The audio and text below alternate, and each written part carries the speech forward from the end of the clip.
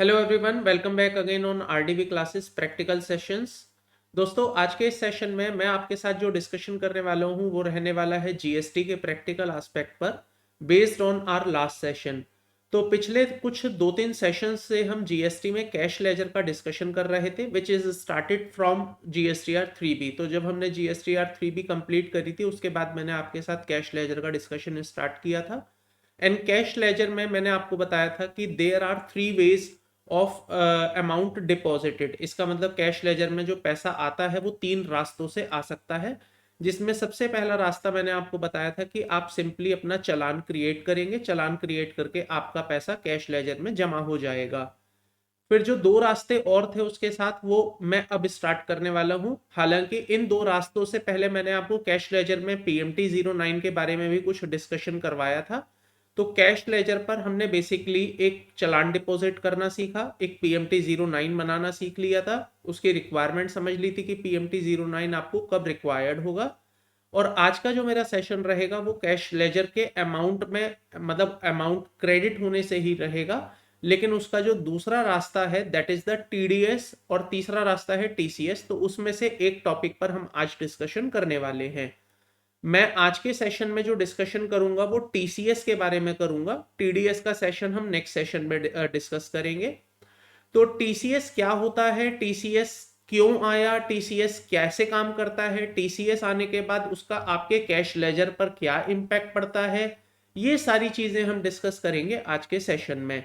और फिर ये TCS आपके कैश लेजर में आता कैसे है प्रैक्टिकली, ये भी मैं आपको बताऊंगा। और आज का जो सेशन है ये आपके लिए काफी इंपॉर्टेंट होगा। उसका कारण है, देखिए आजकल जब इमर्जिंग इकोनॉमी हो गई है तो ऐसे में ई कॉमर्स का जो मॉडल है वो मार्केट में बहुत ज्यादा बढ़ता जा रहा है। आज हर 10% लोग, मैं कह सकता हूं अगर 100 सेलर हैं, 100 लोग अपना सामान बेच रहे हैं, तो 100 में से 10 लोग ऐसे आपको मिल ही जाएंगे जो ई कॉमर्स के थ्रू अपना सामान बेचते हैं या अपनी सर्विसेज बेचते हैं। तो ऐसे में ये जो TCS का कॉन्सेप्ट है अंडर GST, ये आपके लिए काफी रेलिवेंट हो जाता है। आपके लिए एक और चीज मैं आपको इन्फॉर्म कर दूं, आज का जो सेशन है that will be also streaming on the YouTube. तो जो मेरा यूट्यूब पर चैनल है CA विकास शर्मा, वहां पर भी ये स्ट्रीम किया जाएगा। सो दैट यूट्यूब पर जो लोग मेरे साथ सब्सक्राइब्ड हैं, मेरे सब्सक्राइबर्स हैं या मेरे से एसोसिएटेड लोग हैं, उनको भी इस सेशन का बेनिफिट मिल सके और they can also learn some practically, some things practically. तो ये सेशन YouTube पर भी साइमल्टेनियसली अपलोड किया जाएगा और आपके ऐप में प्रैक्टिकल कोर्स में तो दिया ही जा रहा है।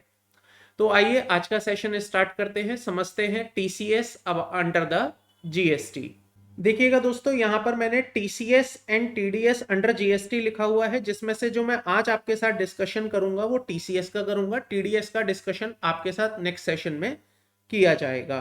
अब ये TCS का जो कॉन्सेप्ट है इसको समझाने के लिए मैं पहले आपको एक बैकग्राउंड बताऊंगा, फिर इसके बाद इसके लीगल प्रोविजंस बताऊंगा, देन इसका प्रैक्टिकल एस्पेक्ट आपको कवर करवाऊंगा कि ये एग्जैक्टली काम कैसे करता है।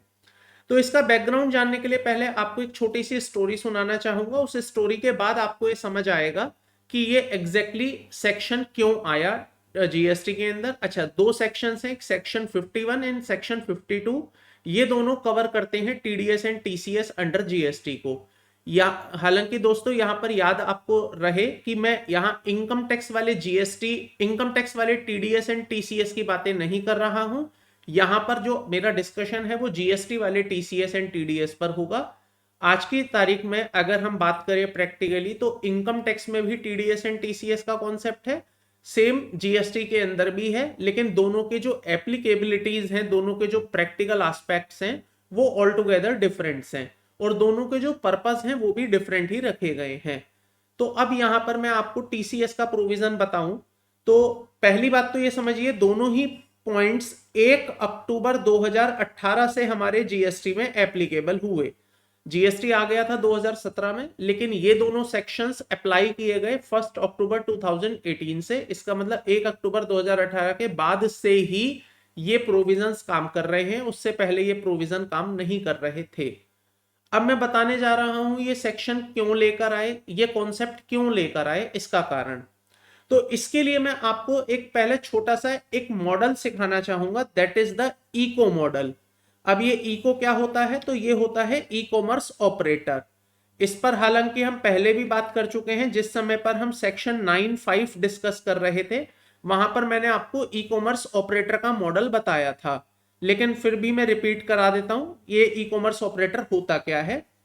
तो इसके लिए देखिए यहां पर मैं 3 लोगों को क्रिएट करूंगा। एक है यहां पर मेरा अमेजोन, या आप कह सकते हैं फ्लिपकार्ट। यहां पर एक है मेरा सेलर जो अपना सामान बेचता है। अगर आप ऐसा सोचते हैं कि अमेजोन अपना सामान खुद बेचती है, तो ऐसा सोचना आपका गलत है। अमेजोन अपना सामान नहीं बेचती है। अमेजोन के पीछे एक सेलर होता है जो अपना सामान बेच रहा होता है। अमेजोन तो केवल एक एग्रीगेटर का रोल प्ले करती है, एक ई कॉमर्स ऑपरेटर का रोल प्ले करते हुए सेलर और बायर को आपस में कनेक्टेड करवाती है थ्रू देयर ओन प्लेटफॉर्म। तो प्लेटफॉर्म होता है अमेजोन का, फ्लिपकार्ट का, लेकिन अल्टीमेटली जो सामान बिक रहा होता है वो होता है सेलर का। और यहां पर होता है एक कस्टमर। अब यहां पर सिनेरियो क्या होता है, सेलर मान लीजिए अपनी 1 लाख रुपए की सेल करता है और प्लस 18% का जीएसटी चार्ज करता है। तो इसका मतलब सेलर ने सामान बेचा 1,18,000 रुपए का, कस्टमर 1,18,000 रुपए पे करता है किसको, अमेजॉन फ्लिपकार्ट को। अब अमेजॉन फ्लिपकार्ट क्या करती हैं, उस 1,18,000 रुपए के 2 टुकड़े करती हैं। 1 लाख रुपए का टुकड़ा अलग, 18,000 रुपए का टुकड़ा अलग कर देती हैं। इसका मतलब 1,18,000 रुपए जो अमेजॉन ने कलेक्ट कर लिया है on behalf of seller from the customer, वो 1,18,000 रुपए अब यहां आ गए हैं। इस 1,18,000 रुपए में से अमेजॉन क्या करती है, अमेजॉन अपने कुछ खर्चे माइनस करती है, जैसे कमीशन। अब अमेजॉन कहती है सेलर को कि भाई देखो ये जो माल है ये तुमने नहीं बेचा है, सॉरी तुमने खुद नहीं बेचा है, हमने बिकवाने में आपकी हेल्प करी है। वरना तो आपकी एक दुकान थी छोटी मोटी, आप हमारे प्लेटफॉर्म पर आए, आपने अपने प्रोडक्ट्स को हमारे प्लेटफॉर्म पर लिस्ट किया, हमने उन प्रोडक्ट्स को पूरे इंडिया में कस्टमर्स को शोकेस किया, कस्टमर ने ऑर्डर प्लेस किया। तो इसका मतलब हम यहां पर आपको फ्री में सेवा नहीं दे रहे हैं, हम आपसे एक कमीशन चार्ज करेंगे। तो यहां पर अमेजॉन क्या करती है, if I created a fresh diagram, तो यहां पर अमेजॉन क्या करती है, जो 1 लाख रुपए या 1,18,000 रुपए उसने कस्टमर से कलेक्ट किए हैं, 1,18,000 जो उसने कस्टमर से कलेक्ट किए हैं, इस कलेक्शन में से वो अपना कमीशन माइनस कर लेती है। वो कहती है सेलर हमने आपका माल बिकवाया है तो हमारा कमीशन दो, और ये जो कमीशन है ये अलग अलग परसेंटेज वाइज वेरी कर सकती है। तो जनरली ये percentage 5, 10, 15, 18, 20 depending upon the nature of the goods and particular vertical क्या है उसका, इस पर डिपेंड करती है। तो मैं यहां पर एग्जांपल के लिए 5% का कमीशन ले लेता हूं। तो 1 लाख रुपए का 5% वो कमीशन चार्ज करेंगे, जो कि आ जाएगा 5,000 रुपए। अब अमेजोन ये कहती है कि देखो भाई हम आपको कमीशन का इनवॉइस देंगे, हम आपको कमीशन का इनवॉइस देंगे जो कि 5,000 रुपए का होगा। तो ये क्योंकि हमारे लिए एक सप्लाई है, अमेजोन के लिए ये कमीशन एक सप्लाई है। अमेजोन के लिए ये जो कमीशन का बिल आएगा, कमीशन की service they are charging, commission on sale of their product, वो जो चार्ज कर रहे हैं, that is the supply in perspective of Amazon. तो उस सप्लाई पर Amazon will also charge GST. तो अमेजोन 18% का जीएसटी चार्ज करेगी इसके ऊपर, जो कि आएगा रफली 900 रुपए का।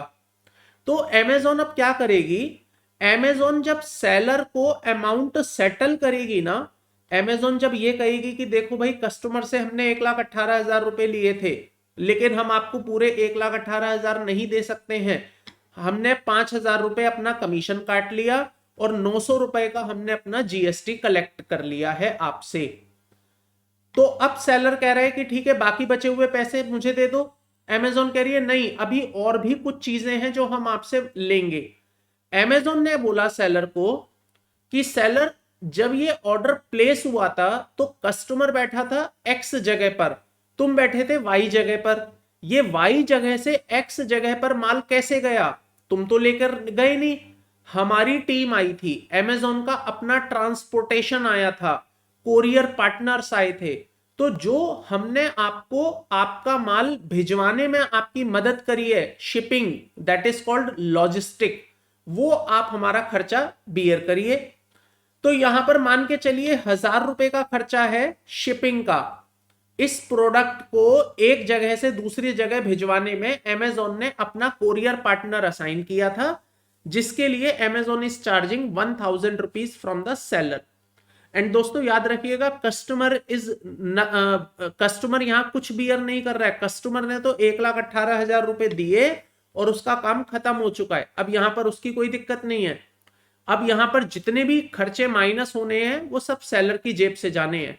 तो सेलर को अल्टीमेटली 1,18,000 रुपए नहीं मिलने वाले हैं, सेलर को कम पैसे मिलेंगे। तो यहां पर अमेजोन 900 रुपए का, 1,000 रुपए का अपना शिपिंग चार्ज कर लेगा। And again this shipping is a supply in perspective of Amazon. Amazon के लिए एक सप्लाई है, तो इस सप्लाई के ऊपर they will also charge GST, वो इस पर जीएसटी चार्ज करेंगे। और जीएसटी चार्ज करेंगे at the rate of 18%। Then again 90 रुपए का यहां पर, सॉरी 18%, 180 रुपए का जीएसटी आ जाएगा। तो यहां पर देखिए 180 रुपए का जीएसटी चार्ज हो गया। अब अमेजोन ये कह रहा है, अब सेलर ये कह रहा है कि लाओ सर, अब बाकी के मेरे बचे हुए पैसे दे दो। बाकी कितने पैसे बच जाएंगे वैसे इसके, अगर मैं माइनस करूं तो 1,18,000 में से माइनस कर दीजिए 5,000, माइनस करिए 900, माइनस करिए 1,000, माइनस करिए 180। तो सर 1,10,920 रुपए इफेक्टिवली ये अमाउंट है जो सेलर को दे दिया जाएगा, ये कहते हुए कि सेलर ये तुम्हारे पैसे हैं, ये तुम अपने पास रख लो। लेकिन ऐसा नहीं होगा, अभी थोड़ी देर बाद आपको ऐसा पता चलेगा कि ये 1,10,920 रुपए अमाउंट जो है वो सेलर को नहीं जाएगा, कुछ कम अमाउंट जाएगा।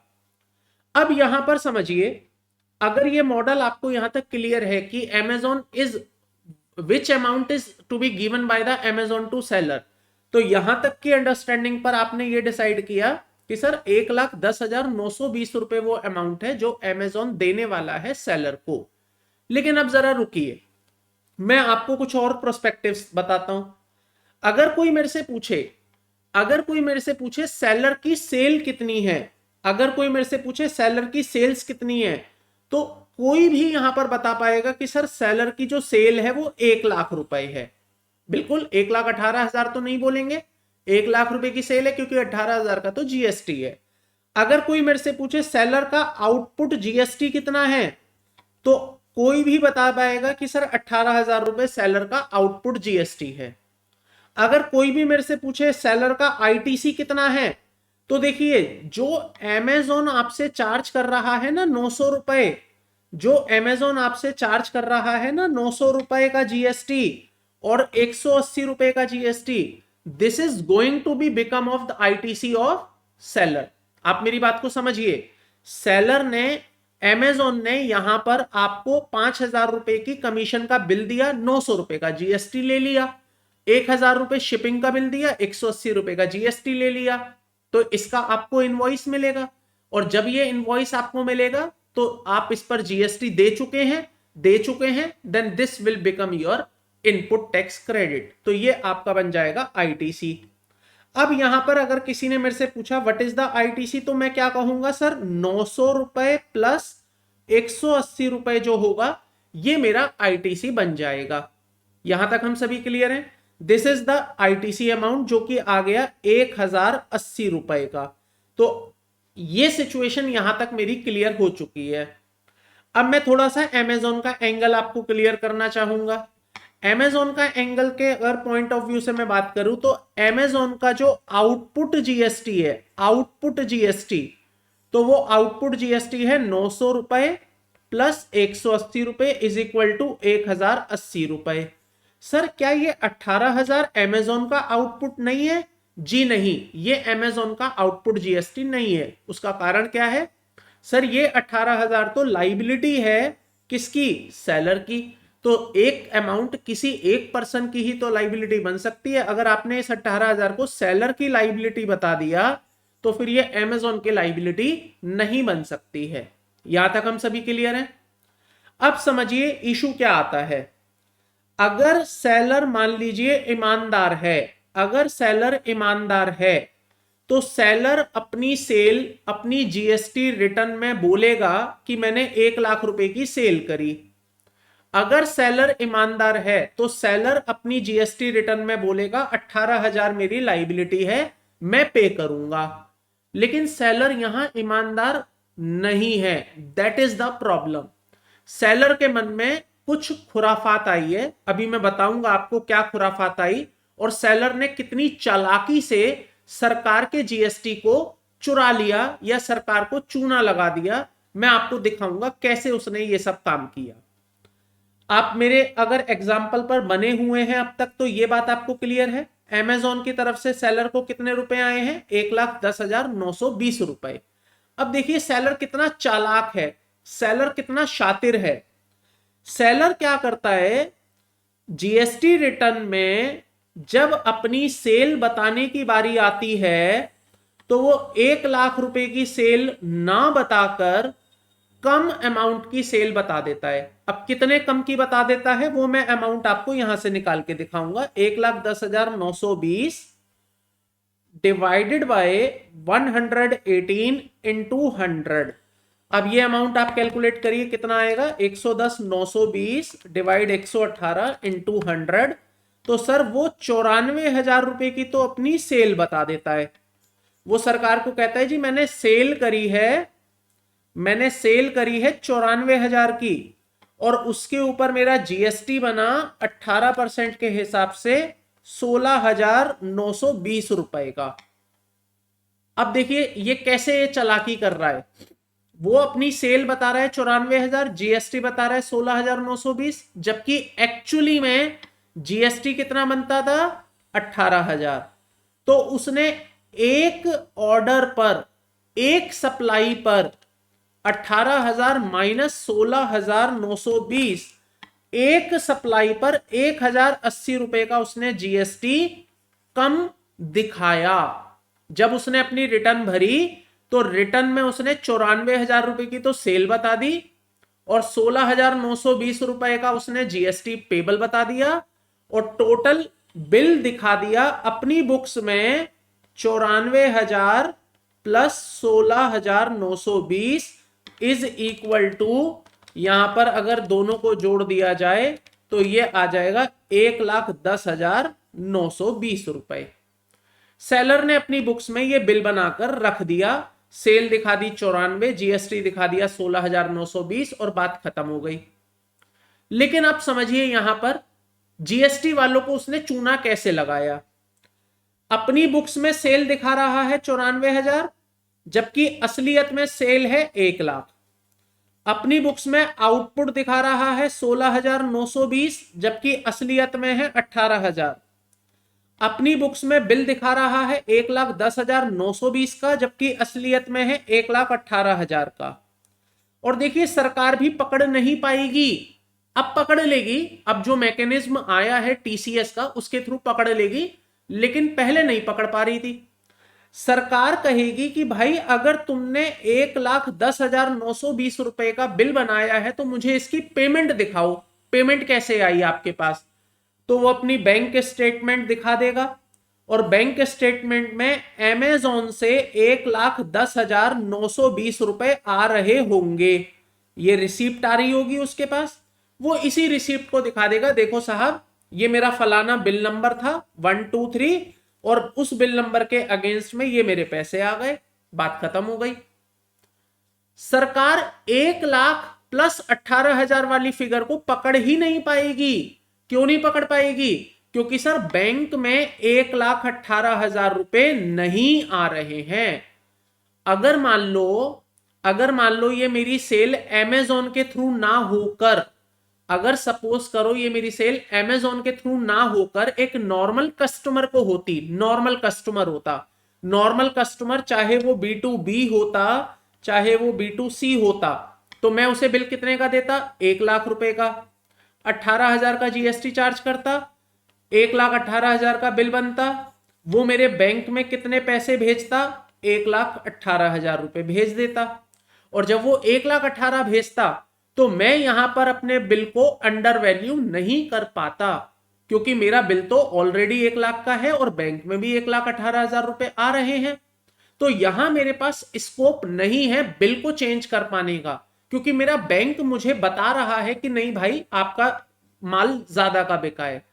लेकिन अमेजोन वाले केस में मेरे पास कहीं ना कहीं एक रास्ता है कि मैं कम सेल रिपोर्ट करूं, क्योंकि अगर जो जीएसटी ऑफिसर होगा, जो प्रॉपर ऑफिसर होगा, जो वेटो होगा, जीएसटी पर्सन होगा, वो अगर बैंक स्टेटमेंट भी मेरी चेक करना चाहे कि कितना पैसा आपके पास आया है, तो भी मैं उसे आसानी से घुमा सकता हूं, ये कहते हुए कि देख भाई मेरे बैंक में 1,10,920 रुपए आए हैं और ये 1,10,920 कैसे बने हैं, 94,000 का बिल है, 16,920 रुपए का 16,920 रुपए का जीएसटी है, तो टोटल मिलाकर ये 1,10,920 रुपए बन जाते हैं। जबकि असलियत में ऐसा नहीं है। असलियत में तो कहानी कुछ और ही चल रही है। असलियत में तो आपके पास पैसे कम क्यों आए हैं?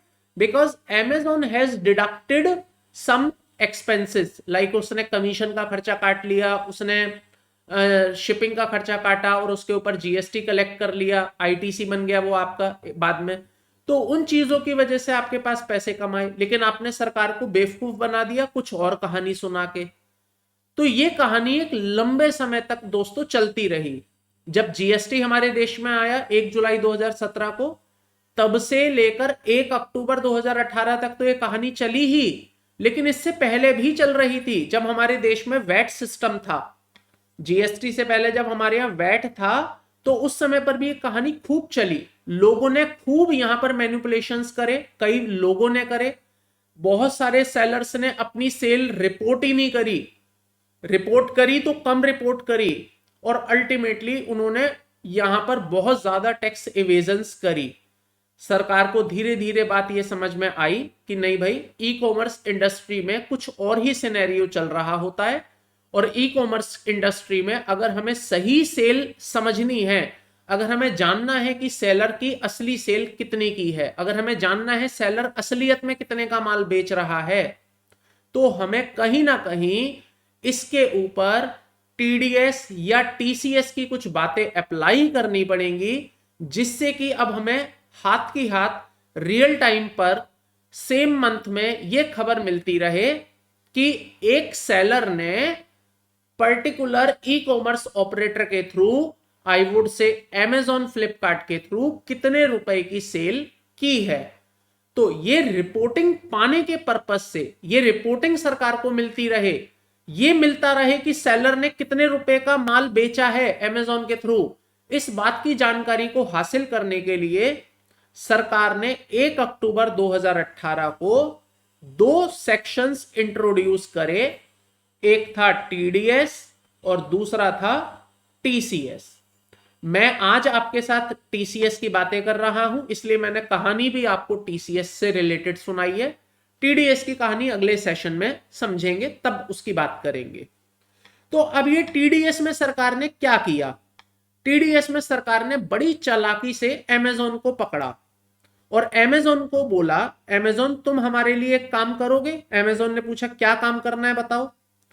तो Amazon को सरकार कहती है, Amazon तुम हमारे लिए बस एक काम ये करना कि जब तुम सेलर को उसका अमाउंट सेटल करते हो, जब तुम सेलर को उसका अमाउंट सेटल करते हो, तो उस सेटलमेंट में जो तुम अपना कमीशन काट रहे हो काट लेना, हमें कोई आपत्ति नहीं है।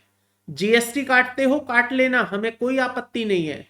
शिपिंग काटते हो काट लेना, उसके ऊपर जीएसटी काटना है काट लेना। इन सब के अलावा बस एक हमारा और काम कर देना, हमारे लिए एक टीसीएस और कलेक्ट कर लेना, हमारे लिए एक टीसीएस और कलेक्ट कर लेना @1%। और ये 1% किसका होगा? तो ये 1% होगा सर 1,00,000 रुपए का। तो यहां पर तुम हमारे लिए इतना करना कि 1,000 रुपए इसका और डिडक्ट कर लेना, 1,000 रुपए और डिडक्ट कर लेना। मैं कह तो रहा हूं डिडक्ट कर लेना, बट अल्टीमेटली इसका टेक्निकल वर्ड है कलेक्ट कर लेना। कलेक्ट करने का मतलब जो पैसे तुम्हें सेलर के देने हैं, 1,18,000 देने थे ना, उसमें से अपने खर्चे माइनस तो कर ही रहे हो, हमारे लिए भी एक खर्चा माइनस कर लेना, दैट इज कॉल्ड टीसीएस। और ये टीसीएस रहेगा 1% ऑफ द बेसिक वैल्यू, 1,000 रुपए। अब सेलर को मिलेंगे 1,09,920 रुपए। अब सेलर को कितने रुपए मिलेंगे? 1,10,920 नहीं मिलेंगे, अब सेलर को मिलेंगे 1,09,920 रुपए। अब सेलर के पास ये जो 1,000 रुपए कम पहुंचे हैं, क्योंकि देखिए पहले कितने पहुंचने थे? 1,10,920, लेकिन अब कितने पहुंचे हैं? 1,09,920। तो सेलर के पास 1,000 रुपए कम गए हैं।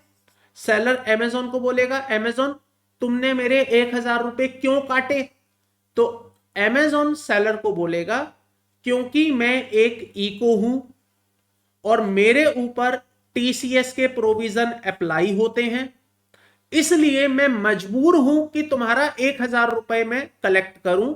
और ये 1,000 रुपए अगर मैं कलेक्ट कर रहा हूं तो सेलर ध्यान से सुनना, ये मैं नहीं रख रहा हूं 1,000, अमेजोन कह रही है सेलर को, अमेजोन कह रही है सेलर को, सेलर ध्यान से सुनो, ये 1,000 मैं अपने पास नहीं रख रहा हूं, ये 1,000 रुपए मैं सरकार को जमा करवा दूंगा, ये 1,000 रुपए मैं सरकार को जमा करवा दूंगा। और मैं जब इस पैसे को जमा करवा दूंगा सरकार के पास, तो तुम सरकार से जाके बात करना कि ये मेरे 1,000 रुपए क्यों लिए। सेलर शांत हो गया, सेलर का अमेजोन से काम खत्म। अमेजोन ने तो सीधा सीधा कह दिया, मेरे को सरकार ने बोला है कि तुम्हें 1,000 रुपए काटना है, अगर मैं नहीं काटूंगा तो मेरे ऊपर दिक्कत होगी, इसलिए मैंने तुम्हारा 1,000 रुपए काटा। अब सेलर पहुंचा सरकार के पास, सरकार अमेजोन वाले कह रहे हैं कि तुमने बोला है 1,000 रुपए मेरे कलेक्ट कर लेना, सरकार कह रही है हाँ हमने बोला है। सेलर पूछ रहा है फिर सरकार से, सरकार ये 1,000 रुपए मेरे हैं, सरकार कह रही है हाँ हम भी जानते हैं तुम्हारे हैं भाई, हमारे नहीं है, ये 1,000 तुम्हारे ही हैं, तुम्हें ही मिलने थे, तुम्हें ही मिलेंगे। सेलर कहता है ये बताओ मिलेंगे कैसे, ये बताओ मिलेंगे कैसे? तो सरकार कहती है, सेलर ध्यान से सुनो, ये जो 1,000 रुपए का टीसीएस अमेजोन ने हमें डिपॉजिट करवाया है, ये पैसा तुम्हारा था, तुम्हारा है और तुम्हारा ही रहेगा। लेकिन सेलर इस पैसे को, इस 1,000 रुपए को अगर तुम क्लेम करना चाहते हो, अगर तुम इस 1,000 रुपए को क्लेम करना चाहते हो, तो इसके लिए तुम्हें एक रिटर्न फाइल करनी पड़ेगी। उस रिटर्न को हम कहेंगे TCS/TCS TDS की रिटर्न। अब ये रिटर्न कहां पर फाइल होगी? जीएसटी पोर्टल पर फाइल होगी। अभी मैं आपको प्रैक्टिकली उस पोर्शन पर लेकर चलूंगा, जीएसटी पोर्टल पर, जहां पर ये रिटर्न आपको फाइल करना बताऊंगा कैसे करनी है। देखिए सरकार की चालाकी समझिए, अब क्या चालाकी खेल रही है सरकार। सरकार कह रही है सेलर सुनो, क्या तुम्हें ये 1,000 रुपए एक्सेप्ट करने हैं? सेलर कह रहा है हाँ जी मेरे 1,000 रुपए हैं, मुझे चाहिए, मुझे दो ये 1,000 रुपए। सरकार कह रही है ठीक है, अगर तुम्हें ये 1,000 रुपए चाहिए तो एक काम करो, हमारा पोर्टल पर जाना, पोर्टल पर टीडीएस और टीसीएस की रिटर्न होगी, उस रिटर्न को फाइल कर देना। रिटर्न को फाइल करते समय हम वहां पर तुमसे पूछेंगे क्या तुमने 1,00,000 रुपए की सेल करी है अमेजोन के थ्रू? एक्सेप्ट करना उसको, हां करी है। एक्सेप्ट कर, जैसे ही तुम एक्सेप्ट कर लोगे और एक्सेप्ट करके रिटर्न को फाइल कर दोगे, तो ये जो 1,000 रुपए है ना तुम्हारे, ये 1,000 रुपए तुम्हारे इलेक्ट्रॉनिक कैश लेजर के अंदर डिपॉजिट हो जाएंगे। तो जैसे ही तुम एक्सेप्ट कर लोगे in the TDS return and TCS return, जैसे ही आप कहोगे हां मैं कबूल करता हूं कि मैंने 1,00,000 रुपए की सेल करी है, हां मैं कबूल करता हूं कि मैंने 1,00,000 रुपए की सेल अमेजोन के थ्रू करी है, तो जैसे ही तुम एक्सेप्ट कर लोगे और एक्सेप्ट करने के बाद जैसे ही तुम अपनी टीडीएस एंड टीसीएस की रिटर्न को फाइल कर दोगे, तो वैसे ही हम ये 1,000 रुपए तुम्हारे इलेक्ट्रॉनिक कैश लेजर के अंदर डिपॉजिट करवा देंगे। दोस्तों मैं आपसे फिर कह रहा हूं, इलेक्ट्रॉनिक कैश लेजर में पैसा आने के 3 रास्ते हैं। पहला चालान, दूसरा रास्ता है टीसीएस। लेकिन ये टीसीएस ऐसे नहीं आएगा कि आपने बस देखा और आ गया। अमेजोन ने आंखें बंद करके नहीं जमा कराया है। अमेजोन यहां पर 1 लाख रुपए की रिपोर्टिंग देगी सरकार को।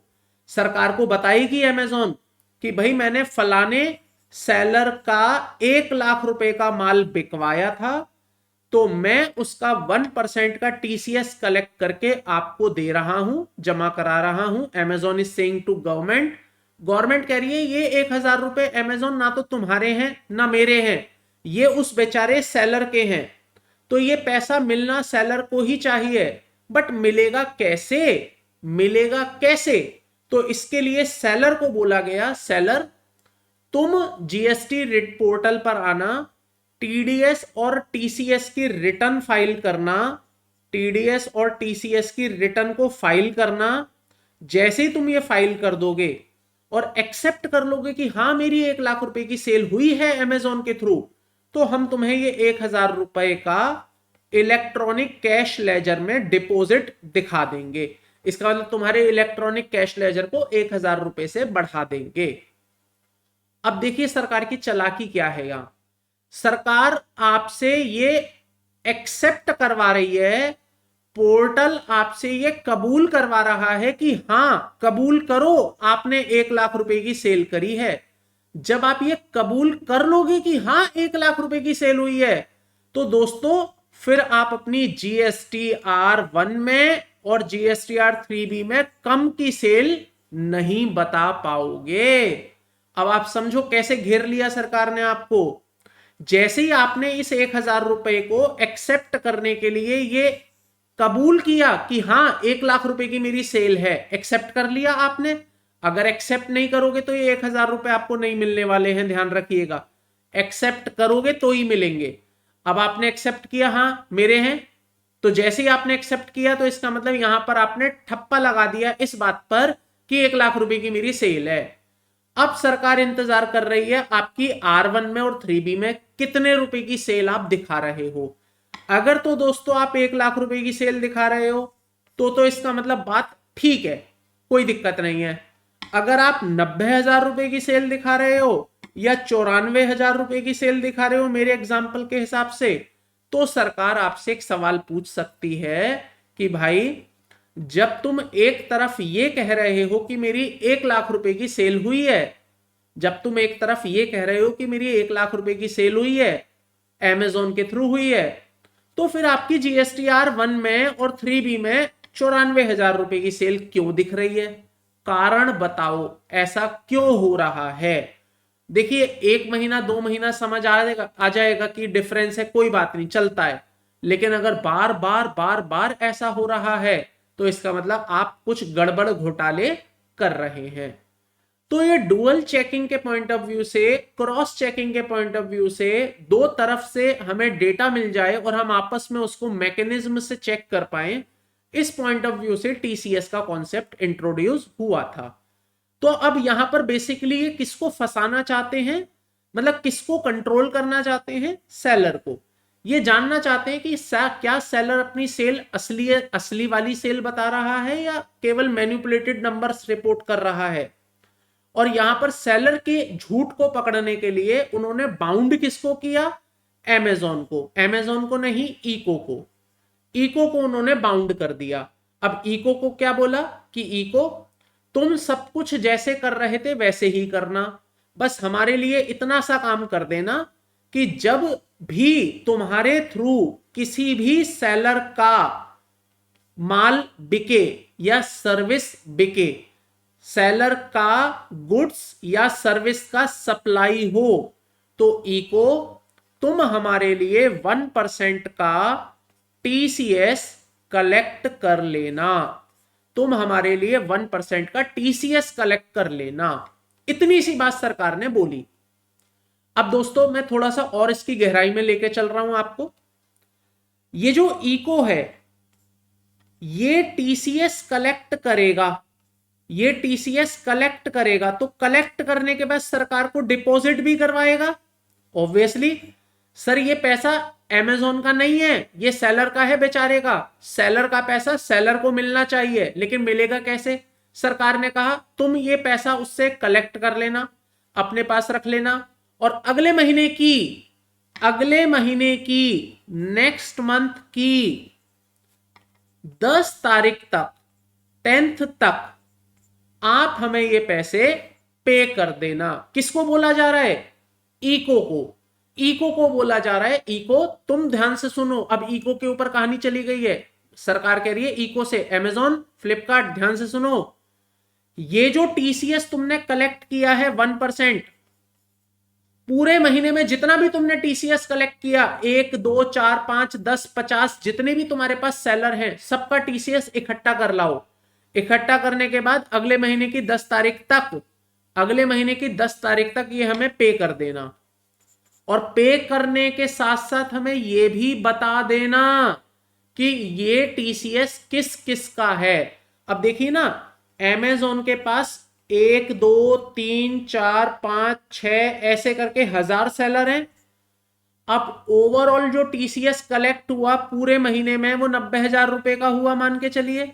अब 90,000 रुपए अगर वो सरकार को जमा कराएगा, तो सरकार को ये कैसे पता चलेगा कि इसमें से 1 नंबर सेलर का कितना है, 2 का कितना है, 3 का कितना, 4 का कितना, कौन से सेलर का कितना कितना कितना पैसा है, ये कैसे पता चलेगा?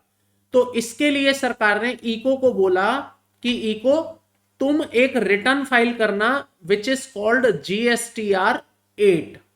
तुम जीएसटीआर 8 फाइल करना, और इस जीएसटीआर 8 को 10 तारीख तक फाइल कर देना।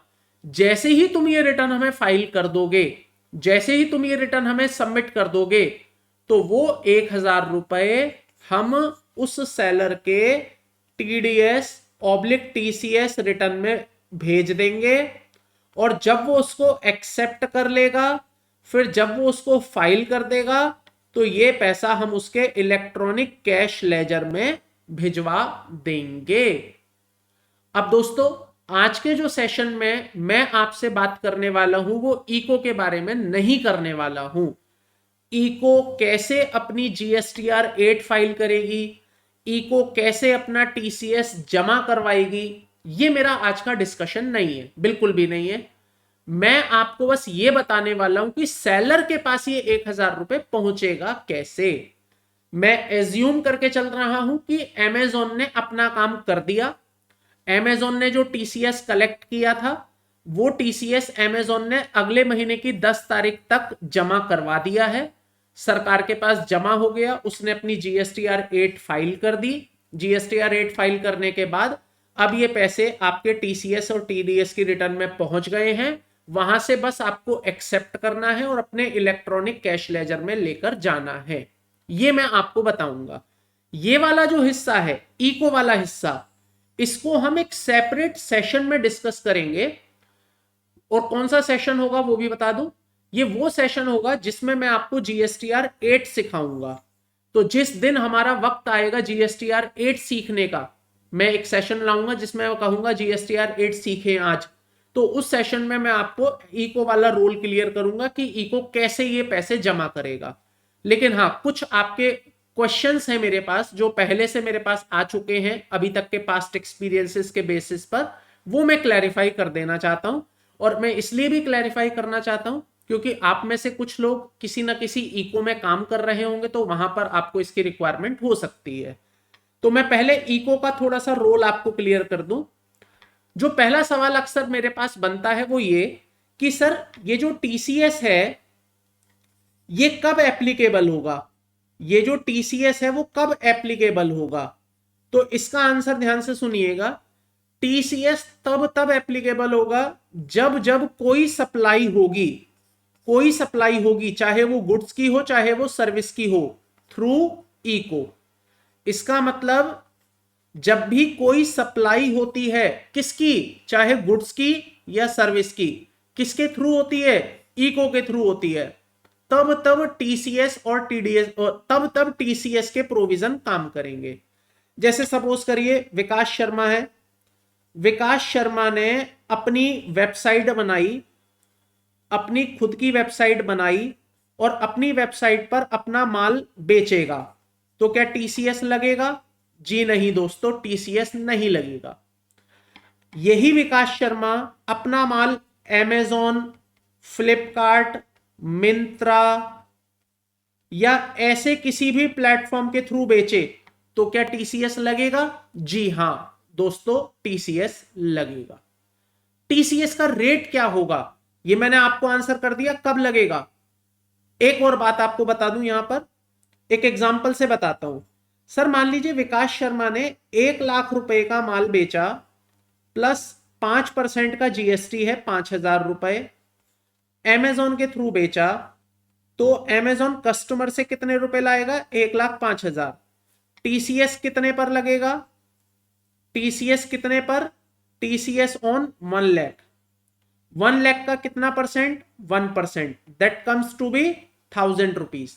तो 1,000 रुपए का टीसीएस लगेगा। अब मेरी बात ध्यान से सुनिए, अगला एग्जाम्पल है आपकी नॉलेज के लिए। सर विकास शर्मा ने 1 लाख रुपए का माल बेचा, लेकिन ये जो 1 लाख रुपए का माल बेचा है ये दरअसल एग्जेम्प्टेड आइटम है। इसका मतलब विकास शर्मा ने जीएसटी कितना कलेक्ट किया? 0। कस्टमर ने कितने रुपए पे किए? 1 लाख। कस्टमर ने कितने रुपए पे किए? 1 लाख। बताइए अमेजॉन टीसीएस कलेक्ट करेगा या नहीं? जी नहीं, अमेजॉन टीसीएस कलेक्ट नहीं करेगा। तो अमेजॉन को टीसीएस कलेक्ट कब करना है? जब टैक्सेबल सप्लाई की जाती है। इसका मतलब यहां पर कुछ लोग कंफ्यूज रहते हैं, वो मेरे से बार बार पूछते हैं कि सर मैं मान लीजिए एक इको हूं और मेरे थ्रू माल बिक रहा है, तो क्या मुझे हर सप्लाई पर टीसीएस कलेक्ट करना है? I said no, only taxable supply. इसका मतलब जो सप्लाई टैक्सेबल है, जिस पर जीएसटी लग रहा है, उसी पर टीसीएस भी कलेक्ट होगा। अगर जीएसटी नहीं तो टीसीएस भी कलेक्ट नहीं होगा। मेरे पास ये सवाल दूसरे फिगर्स में भी आता है। एक सेलर है मेरे पास, उस सेलर ने क्या किया? 1 लाख रुपए का माल बेचा, एग्जेम्प्टेड वाला। 1 लाख का माल बेचा एग्जेम्प्टेड वाला। 2 लाख रुपए का माल बेचा टैक्सेबल वाला। अगर मैं उसके हिसाब से सोचूं, सेलर के हिसाब से, तो उसने 3 लाख रुपए का माल बेचा। 3 लाख का 1% बनता है 3,000, तो उसका टीसीएस कितना होना चाहिए? 3,000 रुपए। लेकिन ऐसा नहीं होगा दोस्तों, उसका जब टीसीएस चेक होगा ना, तो टीसीएस मिलेगा आपको केवल 2,000 रुपए, क्योंकि सर जो इसमें टैक्सेबल सप्लाई है वो तो केवल 2 लाख रुपए की ही है। इसका मतलब TCS shall be collected by the eco on taxable supply only. अगर कोई सप्लाई एग्जेम्प्टेड है, निल रेटेड है, तो उस पर टीसीएस की कलेक्शंस नहीं की जाएगी। आई होप आप मेरी बात समझ पा रहे होंगे। तो यहां पर एक बात याद रखिएगा, मैंने पहले आंसर दिया आपको व्हेन, ये अप्लाई कब होगा? When TCS shall apply. तो इसके लिए मैंने आपको आंसर दिया, if there is a supply of goods और services through e commerce operator and the goods and services is taxable, then there shall be a TCS collected by the eco. What is the rate? 1% of basic value, 1% of taxable value। तो जो भी आपकी taxable value है उसका 1% आपसे TCS ले लिया जाएगा। अब तीसरा सवाल आता है जो बड़ा ही काम का सवाल है। सर इमेजिन करिए अमेजॉन के पास एक सेलर है, दिल्ली का सेलर है। अमेजॉन के पास एक कस्टमर है, कस्टमर भी है दिल्ली में। अमेजॉन बैठा है मान लीजिए कर्नाटका में, अमेजॉन बैठा है मान लीजिए कर्नाटका में, तो यहां पर मैंने कर्नाटका कर दिया। सेलर ने 1 लाख रुपए का माल बेचा है, टैक्सेबल माल है कस्टमर को। ऑब्वियसली दिल्ली से दिल्ली माल बिकेगा, कोई दिक्कत नहीं है, सेलर भी दिल्ली का, कस्टमर भी दिल्ली का। पीओएस क्या चार्ज होगा? पीओएस चार्ज होगा सर दिल्ली। अब मुझे एक बात बताइए, जब अमेजॉन 1% का टीसीएस कलेक्ट करेगा, 1% का टीसीएस कलेक्ट कर लिया उसने, जो कि कितना आया? 1,000 रुपए। तो ये 1,000 रुपए जब वो सरकार को जमा कराने जाएगा, जब वो सरकार को देने जाएगा, कौन जाएगा? अमेजोन जाएगा, सेलर नहीं जाएगा, अमेजोन जाएगा सरकार को देने। सरकार ये देखो मैंने तुम्हारे कहने के अनुसार फलाने सेलर का 1% का टीसीएस कलेक्ट कर लिया, 1,000 रुपए, लो ये मैं तुम्हें जमा कराने आया हूं। तो मेरा सवाल ये है, यहीं से मेरा आंसर भी आ जाएगा। सवाल मेरा ये है कि ये 1,000 रुपए जब वो सरकार को जमा कराएगा तो आईजी में जमा कराएगा, सीजी में जमा कराएगा या एसजी में जमा कराएगा? सो दोस्तों इसके लिए मैं आपको कॉन्सेप्ट दे रहा हूं। ओरिजिनल सप्लाई अगर लोकल है, ओरिजिनल सप्लाई अगर इंट्रा स्टेट है तो टीसीएस भी सीजी और एसजी में जाएगा। और अगर ओरिजिनल सप्लाई इंटर है, इंटर, तो उसका टीसीएस भी आईजी में जाएगा। अब देखिए सप्लाई हुई थी दिल्ली से दिल्ली, जीएसटी जब चार्ज हुआ होगा तो कैसे हुआ होगा? CG plus SG. तो याद रखिए इसका जो टीसीएस होगा ना वो भी सीजी और एसजी में जाएगा। तो क्या सर इसका मतलब ये होगा 1% सीजी और 1% एसजी? जी नहीं, आधा परसेंट सीजी और आधा परसेंट एसजी, ओवरऑल मिला के हो जाएगा 1%। इसका मतलब टीसीएस जो रहेगा ना दोस्तों वो 1% ही रहेगा, चाहे आईजी चाहे सीजी और एसजी। तो 1% को आधा आधा कर देना if this is the scenario of CG and SG, otherwise it will be 100% IGST. मैं एग्जांपल दूसरा लेता हूं। सर मान लीजिए अमेजॉन है, Amazon based out of Karnataka, ये दिल्ली का सेलर है, ये जो सेलर है वो दिल्ली से है, ये जो कस्टमर है दैट इज नाउ राजस्थान। अब क्या होगा?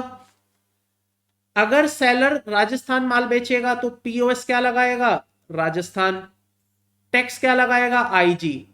तो ये जो टीसीएस है ना जो अमेजॉन ने कलेक्ट किया है ये भी किस में चला जाएगा? आईजी में।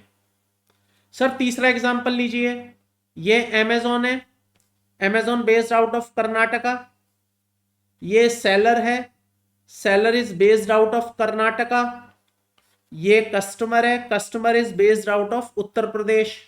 बताइए क्या लगा होगा टैक्स में? आईजी। जब टैक्स आईजी लगा होगा तो टीसीएस भी कौन सा जाएगा? आईजी। तो सर ये आप आईजी सीजी एसजी किसके बेसिस पर डिसाइड कर रहे हो? अमेजॉन के बेसिस पर कर रहे हो क्या? जी नहीं, अमेजॉन कहीं का भी हो, इको कहीं का भी हो, दिल्ली का, हरियाणा का, पंजाब का, महाराष्ट्र का, कहीं का भी हो, चाहे वो सेलर की स्टेट से बिलोंग करता हो चाहे वो सेलर की स्टेट से बिलोंग ना करता हो, इससे कोई फर्क नहीं पड़ता। अल्टीमेटली फर्क पड़ता है सेलर के लिए पीओएस क्या है। अगर सेलर का पीओएस सेम स्टेट है then TCS will be CG और एसजी आधा आधा।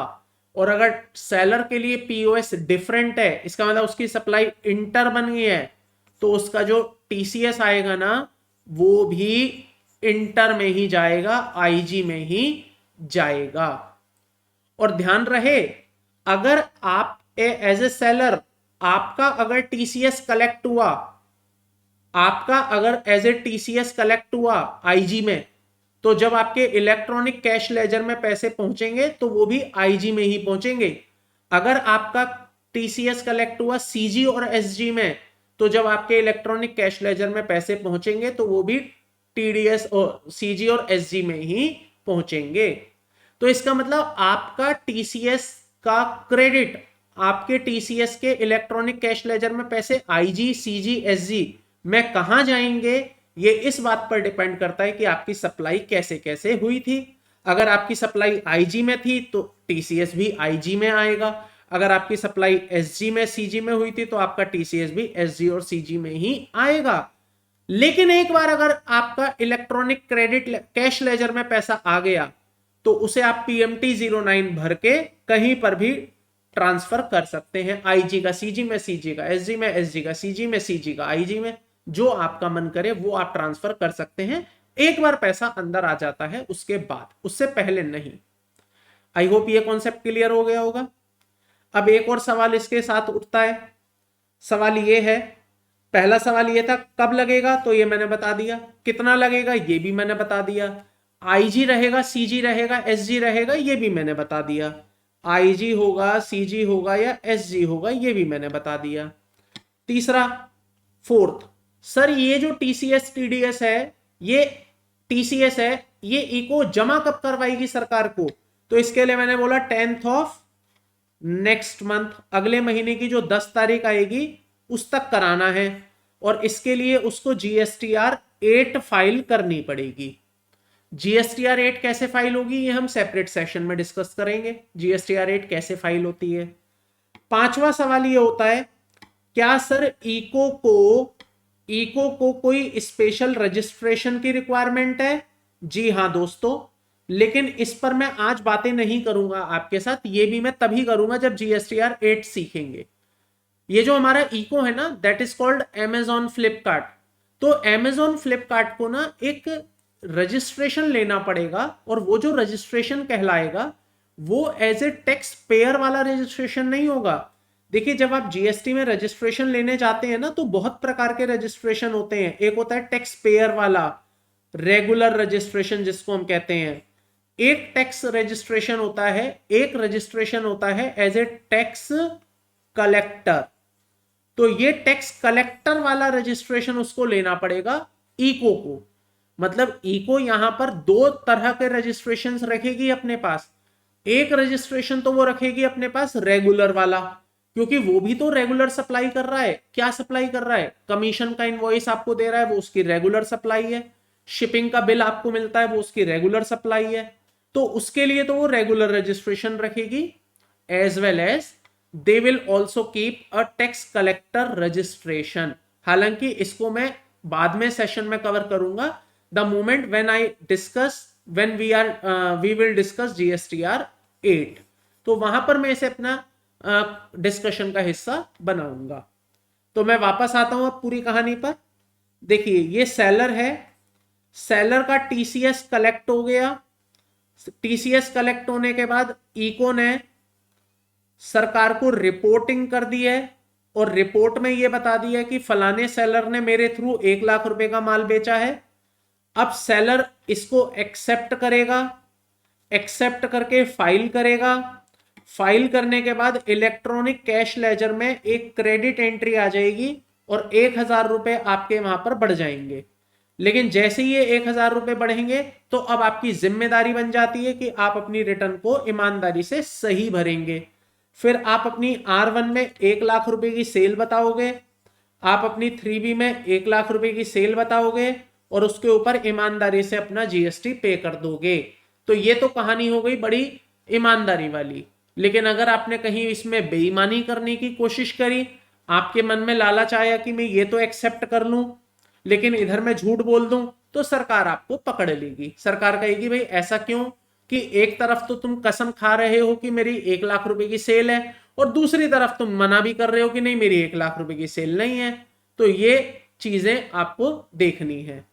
तो यहां से सरकार बेसिकली पकड़ना चाहती है उस सेलर को जो अपनी रिटर्न्स में झूठ बोलकर अपनी रिटर्न को फाइल कर रहे हैं, गलत नंबर रिपोर्ट करके या अंडर रिपोर्टेड नंबर्स से अपनी रिटर्न को फाइल कर रहे हैं। अब मैंने आपको बोला ये सेशन क्यों इंपॉर्टेंट है।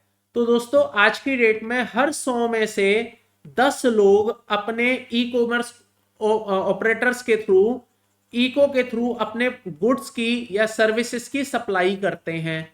तो जब वो गुड्स और सर्विसेज की सप्लाई करते हैं, तो ऑब्वियसली उनका भी टीसीएस कलेक्ट होता ही होगा। और जब उनका टीसीएस कलेक्ट होता होगा, तो being a consultant, being a professional, being a practising associate, being a आप एक अकाउंटेंट हैं या जीएसटी रिटर्न भर रहे हैं या प्रोफेशनल हैं, एक्सपर्ट्स हैं, तो आपकी जिम्मेदारी बनती है कि आप उस ई कॉमर्स सेलर की टीसीएस की रिटर्न को भी फाइल करें, और टीसीएस की रिटर्न को फाइल करके आप उसके electronic credit ledger, cash ledger के बैलेंस को बढ़ाएं। क्योंकि मेरे दोस्त, ये पैसा आप ही का तो है, किसी और का थोड़ी है, सेलर का पैसा है। अगर सेलर को ही नहीं दिलवाओगे तो भाई किस बात के अकाउंटेंट हो तुम।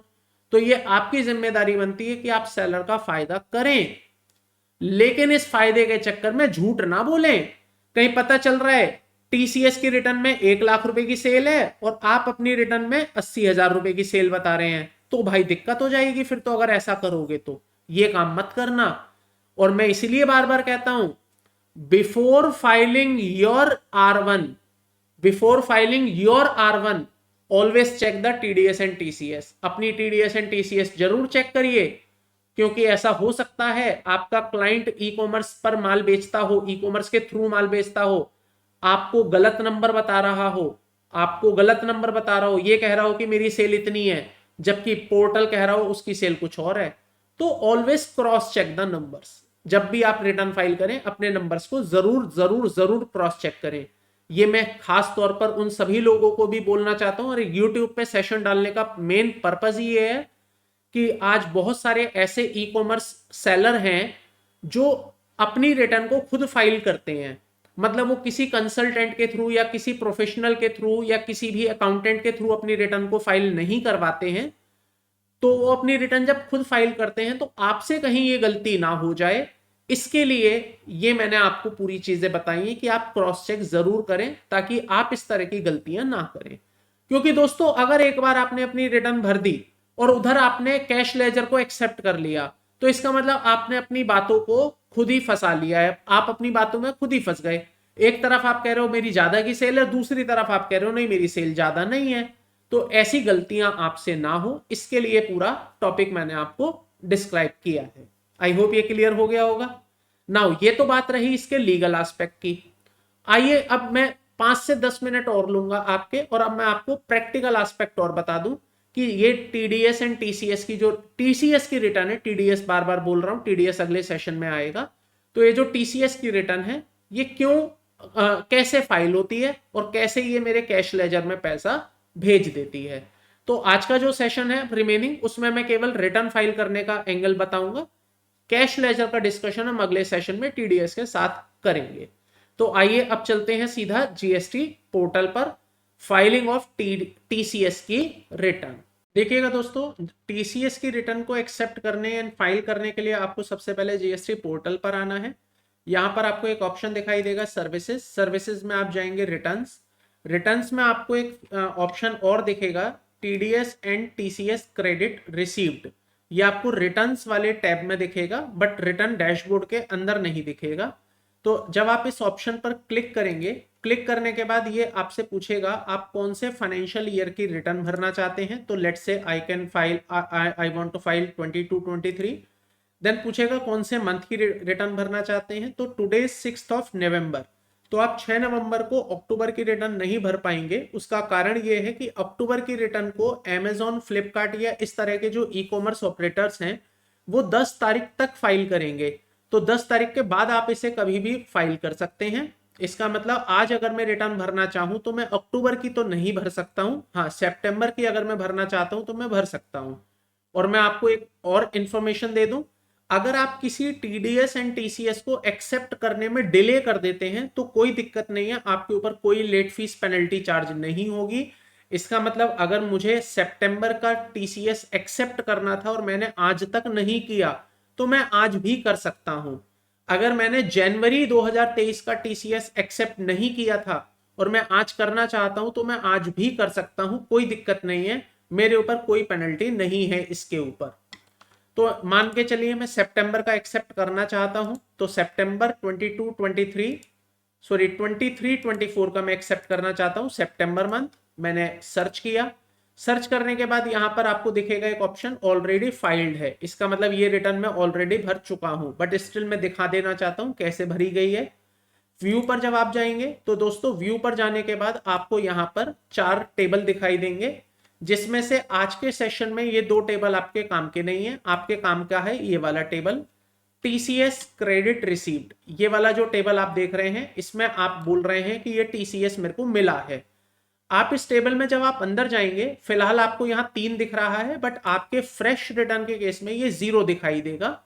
जब आप इसमें अंदर जाएंगे तो आपको इस तरह की कुछ लाइनें दिखाई देंगी, जिसमें यह पता चलेगा कि आपने फ्लिपकार्ट के थ्रू इतने रुपए की सेल करी, इतने रुपए का माल आपका वापस आ गया, अल्टीमेटली नेट इतने रुपए का माल आपका बिका है 53,564 का। और जिसके ऊपर आपका इतना टीसीएस कलेक्ट हुआ। अगर आप कैलकुलेट करेंगे तो दोस्तों ये एग्जैक्टली 1% आएगा। अगर आप देखना चाहें तो 486.18 प्लस 24.73 प्लस 24.73 ₹535.64 है। तो ₹535.64 एग्जैक्टली इसका 1% बनता है। सेम आपने फाशनियर टेक्नोलॉजीज के थ्रू इतने रुपए की सेल करी। ये फाशनियर इज बेसिकली मीशो है ये। तो ये यहां पर उसकी सेल आ गई। और आपने अमेजोन के थ्रू इतने रुपए की सेल करी है, तो ये उसका टीसीएस आ रहा है।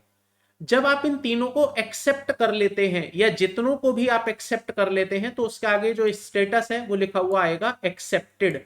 और जब आप एक्सेप्ट कर लेंगे, एक्सेप्ट करने के बाद बैक करके यहां पर फाइल रिटर्न पर क्लिक करेंगे, तो ये रिटर्न आपकी फाइल हो जाएगी। और जो अमाउंट दोस्तों आपको यहां दिख रहा है, जो कि है 5138 रुपए का, ये 5138 आईजी, सीजी और एसजी तीनों को मिलाकर बना है। तो ये 5138 रुपए आपके इलेक्ट्रॉनिक क्रेडिट लेजर के अंदर जाकर आपका बैलेंस इंक्रीज कर देंगे। अगर आप देखना चाहें कि 5138 क्या मेरे इलेक्ट्रॉनिक क्रेडिट कैश लेजर में गए भी हैं या नहीं, तो आप देख सकते हैं। सर्विसेज में आइए, लेजर्स पर आइए, इलेक्ट्रॉनिक कैश लेजर पर आइए। इलेक्ट्रॉनिक कैश लेजर में आने के बाद अभी जैसे ही कैश लेजर ओपन होता है तो मैं आपको अक्टूबर मंथ का लेजर दिखाऊंगा, जिसके अंदर हमने सितंबर मंथ की रिटर्न फाइल करी होगी और वहां पर हमने इसको एक्सेप्ट किया होगा।